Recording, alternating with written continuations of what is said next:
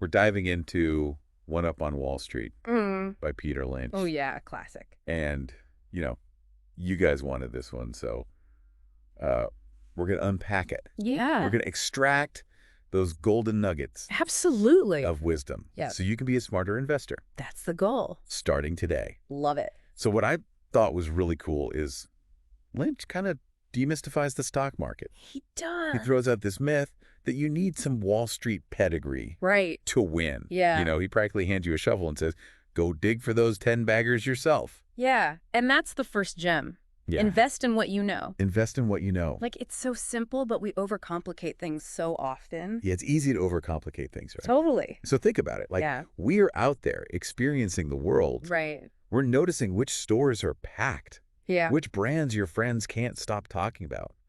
That's market research gold. It is. Like, you're seeing the trends before the analysts buried in spreadsheets do. Like, you're ahead of the curve. Okay, so I'm walking down the street, and I see this new coffee shop popping up, like, on every corner. Yeah.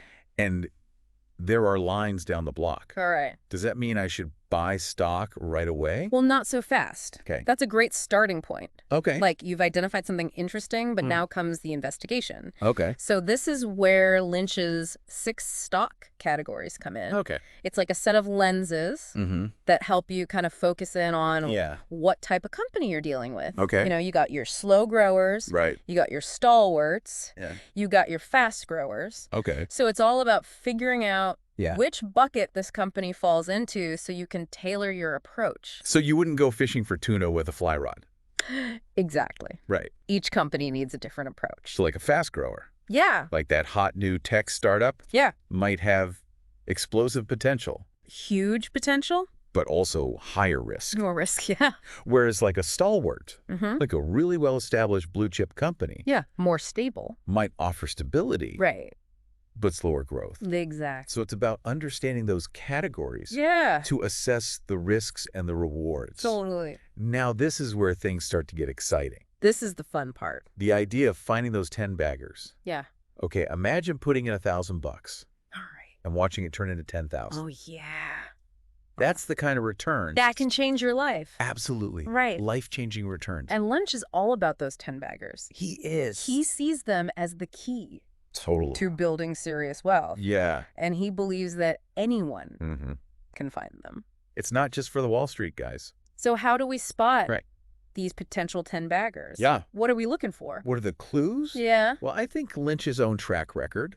Offers some great examples. Okay. I mean, he made a fortune Yeah. investing in companies like Dunkin' Donuts. Dunkin' Donuts. The Limited, Yeah. often before they were household names. Right. So what did he see that others missed? It's like he had this uncanny ability He'd have a knack for it. to spot the next big thing Yeah, before anyone else. totally. But, even legends aren't perfect. But even legends aren't perfect, right? Right. He's admitted to missing out Oh, yes. on some huge opportunities, too. Big time. Oh. Like Apple and NVIDIA. Oh. I know. NVIDIA. Yeah. Those are two of the biggest tech giants today. I know. It's crazy. What was he thinking?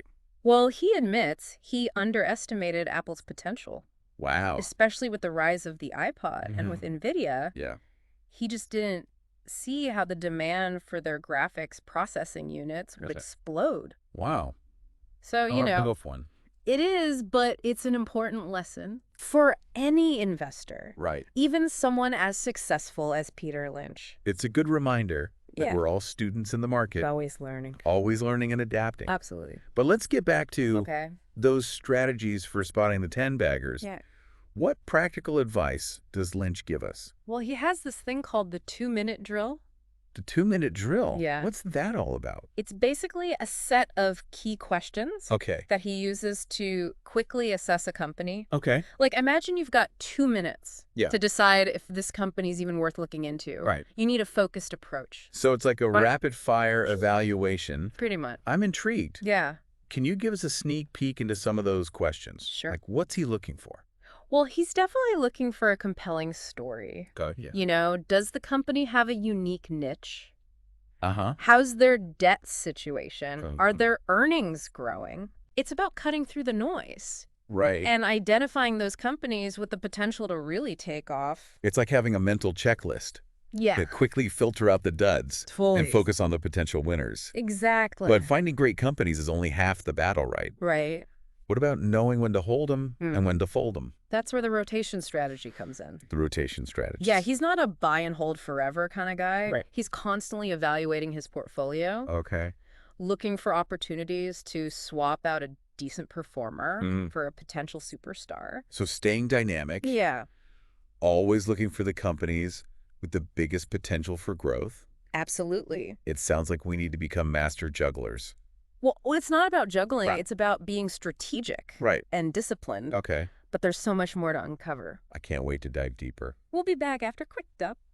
Just kidding. Oh. We're diving straight into part 2. All right, let's go. Where we get into the nitty-gritty of Lynch's research process. Okay. And all those juicy details about his investment successes. Love it. And, of course, those fascinating regrets. No, right. Stay tuned. Can't wait. All right, so let's keep digging into Lynch's world. Okay. We've talked about spotting those potential 10-baggers. Right. But now it's time to put on our detective hats. Okay. And really get to know these companies. So we're not just throwing darts at a stock board. No. There's actual research involved. Definitely. Okay. Lynch would say, you're not just buying a stock. Right. You're buying a piece of a business. Okay. You got to understand that business inside and out. Okay. That makes sense. But I'll be honest. Yeah. I'm a little intimidated by the whole financial analysis thing. I get it. Balance sheets, income statements. Right. It all seemed... It can be overwhelming. Yeah, a bit overwhelming. But Lynch breaks it down beautifully. He gives you these clear, practical ways to analyze a company's financials without needing a PhD in finance. All right, so what are some of those key financial clues that we should be looking for? Well, he's a big believer in earnings growth. Okay. He wants to see a company's profits increasing steadily over time. Right. And he looks at the price-to-earnings ratio, or the PE, to get a sense of whether a stock is overvalued or undervalued. So if a company's earnings are growing, but the stock price is lagging behind, that could be a sign. Yeah, that could be a bargain. It's a bargain. It's like finding a designer dress on the clearance rack. I like that analogy. But Lynch doesn't stop there. Okay. He also looks at a company's debt situation. Okay. He wants to make sure they're not over-leveraged. Okay. Meaning they have too much debt compared to their earnings. Right. You don't want to invest in a company that's drowning in debt. Exactly. And he pays close attention to cash flow.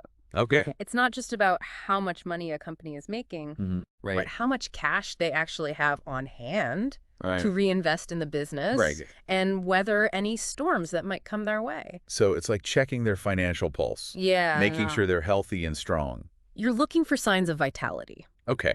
But remember, numbers only tell part of the story. Right. Lynch is also a big believer in the power of narrative. This story. This story, yeah. So it's not just about crunching numbers. Not at all. What's the company's mission? Oh. Who are their leaders? What challenges are they facing? Right. What opportunities are they pursuing? Okay. You want to be able to articulate a compelling narrative. Okay. A reason to believe in the company's future. So we need to be part journalist. Yes. Part financial analyst. A little bit of both. Digging for the story behind the numbers. Exactly. You're piecing together a puzzle. I like that. Gathering information from different sources to form a complete picture of the company. And once you have that picture, you can start to see whether their stock price is justified. Okay. Or whether it represents a bargain. And this is where that 2-minute drill comes in handy. Exactly. It's a quick screening process. Right. To see if a company is even worth investigating further. So imagine you're at like a speed dating event. Yeah. You don't have a lot of time to get to know each person. Right. So you need a few quick questions to see if there's a spark. Right. The 2-minute drill is kind of like that? Yeah. It is like that for stocks. Okay, so give us a couple of those questions. Here's one that Lynch loves. Okay. Does the company have a niche? A niche. Yeah. Okay. Is there something unique about their business that gives them a competitive advantage? Right. Maybe they have a patented technology or a super loyal customer base, or they dominate a particular market. You know, that niche can be a powerful indicator of future success. It's like that little spice shop. Yeah. That only sells exotic peppers. Right. They might not be for everyone. Yeah. But they've cornered the market. They found their people. On a certain type of customer. Exactly. Wait, what's another? Another key question. Question. What are the company's financials like? Oh, yeah. Back to the numbers. Are their earnings growing steadily? Okay. Is their debt manageable? Are they generating positive cash flow? It's like giving the company a financial checkup. It is. And remember, you don't need to be a Wall Street whiz to understand these basic financial metrics. Sorry. There are plenty of resources available online and in libraries to help you decipher those numbers. So we've got our research skills honed. Okay. We're running companies through the 2-minute drill. Right. What about the psychology of investing? Oh, that's huge. I know Lynch talks a lot about the importance of patience. It's not about getting rich quick, right? No, it's a marathon, not a sprint. Okay. He's a firm believer in the power of compounding returns. Right. He wants you to find great companies and hold on to them for the long haul. Let those investments grow and blossom over time. So let's planting a tree. Exactly. You're not going to dig it up every week to see if the roots are growing. Right. You got to give it time to mature, but that doesn't mean you should just buy and forget. Okay. You still need to monitor your portfolio. Right. Stay informed about the companies you own and be prepared to make adjustments as needed. And that's where Lynch's rotation strategy comes into play. He's constantly evaluating his holdings, looking for opportunities to swap out a decent performer for a company with even greater potential. It's like tending a garden. It is. You might need to prune some branches. Yeah. To allow others to flourish. They might need to pull up some weeds. Oh, great. Get rid of those underperformers. Those underperforming stocks. Yeah. To make room for new, more promising plants. I like that analogy. This is all making so much sense. Good. But even with all the research and the right strategies, there's still that element of human error, right? Oh, absolutely. I mean, even Lynch, with his legendary track record, admits he's made mistakes. He's human. Yeah. He missed out on Apple, NVIDIA. Right. He's open about those regrets. Yeah, but here's the thing. What's the thing? He learned from those mistakes. Okay. And he shares those lessons with us in the book so we can avoid making the same blunders. Okay, so let's talk about those lessons. Right. What can we learn? What can we glean from Lynch's regrets? Well, one of the biggest takeaways is the importance of staying flexible and adapting to change. Right. The market is constantly evolving. Yeah. Companies are constantly innovating. Yeah. You can't get stuck in your ways or cling to outdated assumptions. So we need to be willing to challenge our own beliefs. Absolutely. Even about companies we thought we knew well. Sometimes our strongest convictions can be our biggest blind spots. Lynch admits that he was too quick to dismiss Apple. He did. Even as the iPod was revolutionizing the music industry. Yeah, he just didn't see it coming. He underestimated their ability to innovate and expand into new markets. And you know what? It happens to the best of us. So the lesson is, don't be afraid to admit when you're wrong. Right. Be willing to change your mind as new information comes to light. New data, new trends. Right. And don't be afraid to venture outside your comfort zone. That's a good one. Lynch missed out on NVIDIA because he wasn't paying enough attention to the burgeoning gaming industry and the demand for graphics processing units. Yeah. Sometimes the best opportunities are hiding in plain sight. Yeah. But we just got to be open to seeing them. It's like exploring a new city. Yeah. If you just stick to the tourist traps, you're going to miss all the hidden gems. Right. So we've covered a lot of ground. We have. Researching companies, analyzing financials, crafting narratives, using tools like the 2-minute drill. Right. The rotation strategy. Yeah. Well, what's the biggest takeaway? What's the biggest takeaway so far? You know, if I had to boil it all down to one key message, it's this. Investing is a journey.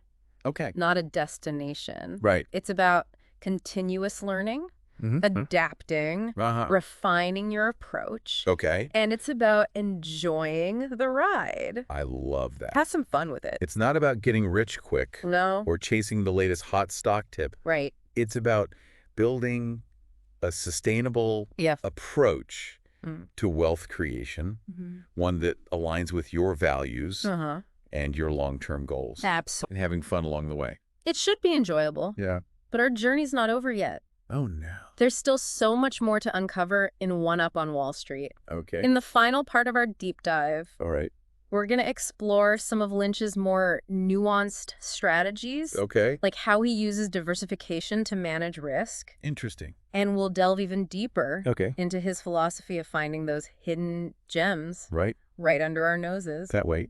Stay tuned. Okay, we're back for the final part. Last and not least. Of our deep dive. Right. Into One Up on Wall Street. Yeah. We've covered a lot. We covered a lot of ground already. From spotting those 10-baggers to running companies with 2-minute drill. Right. All those great tools. Yeah, exactly. But now it's time to talk about building a solid portfolio. One that can weather those ups and downs. Yeah. You got to be prepared for the inevitable. Of the market. Turbulence. That's where diversification comes in, right? That's a big one. The idea of not putting all your eggs in one basket. Exactly. Lynch is a big believer in spreading your risk across different industries. Right. Different types of companies. So think of it like building a sturdy bridge. Yeah. You need multiple supports to ensure stability. Right. If one support weakens, the others can still hold the bridge up. Okay. So how do we put this into practice? All right. How many different stocks should we be aiming for in our portfolio? Well, there's no magic number. Right. It depends on your risk tolerance. Okay. Your investment goals.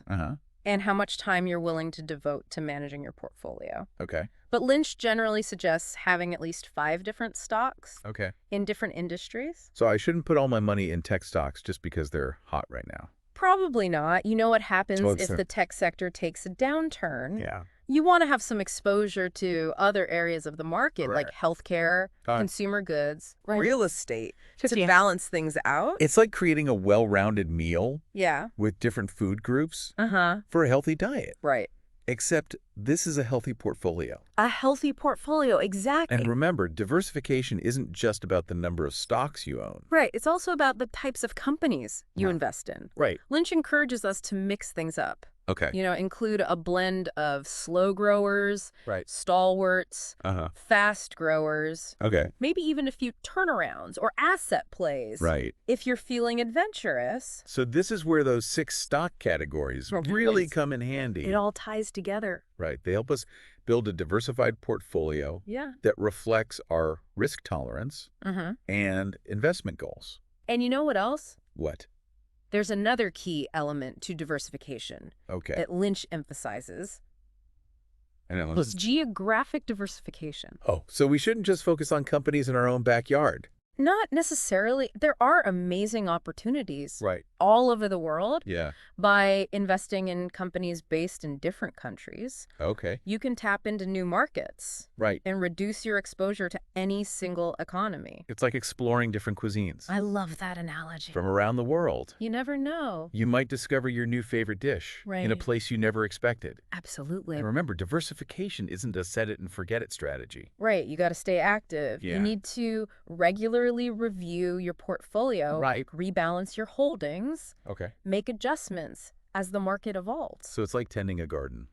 It is. You need to prune back some plants, water others, maybe pull out a few weeds every now and then. Got to get rid of those underperformers. To keep things healthy and thriving. Exactly. Now, throughout this deep dive, we've been talking a lot about finding those hidden gems. Those diamonds in the rough. Right, those companies with 10-bagger potential.